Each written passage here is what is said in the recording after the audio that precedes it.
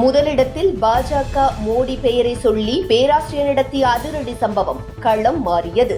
தமிழக சட்டமன்ற தேர்தலை எதிர்கொள்ள அனைத்து கட்சிகளும் தயாராகி இருக்கும் நிலையில் என்டிஏ கூட்டணியை பொறுத்தவரையில் பாஜக நேரடியாக 27 தொகுதியில் களமிறங்குகிறது. வேட்பாளர் பட்டியல் இன்று வெளியாகலாம் என்று எதிர்பார்க்கப்படுகிறது. அடுத்தடுத்து தேசிய தலைவர்கள் தமிழகத்தில் பிரச்சாரத்திற்கு வர இருக்கிறார்கள். ஆளும் கட்சியான திமுக தனது வாக்குறுதியை வெளியிட்டுள்ளது. இன்று முதல் வேட்புமனு தாக்கல் தொடங்கியுள்ளது. களம் பரபரப்பாக சென்றுள்ளது. பாஜக 27 தொகுதியும், பாஜக கூட்டணியிலிருந்து தமிழ் மாநில காங்கிரஸ் கட்சி 5 தொகுதியிலும் தாமரை சின்னத்தில் களம் இறங்குகிறது. இந்த தேர்தல் 4 முனை போட்டியாக உள்ளது. என்டிஏ கூட்டணியை பொறுத்தவரையில் ஆளும் திமுகவை வீழ்த்த வேண்டும் என்ற நோக்கத்தில் களத்தில் தீவிரமாக வேலை செய்து வருகிறது. அந்த வகையில் மதுரை தெற்கு சட்டமன்ற தொகுதி பாஜகவுக்கு ஒதுக்கப்பட்டுள்ளது. இந்த சட்டமன்றத்தில் தாமரை சின்னம் மிகப்பெரிய அளவில் வெற்றியை பெற வேண்டும் என்று பாஜக மாநில பொதுச் செயலாளர் ராம ஸ்ரீனிவாசன் நேற்று மதுரை தெற்கு தொகுதியில் உள்ள சுமார் 236 வாக்குச்சாவடிக்கு உட்பட்ட பல்வேறு கோயில்களுக்கு நேரடியாக சென்று தாமரை சின்னத்தில் வெற்றி பெற வேண்டும் என்றும்,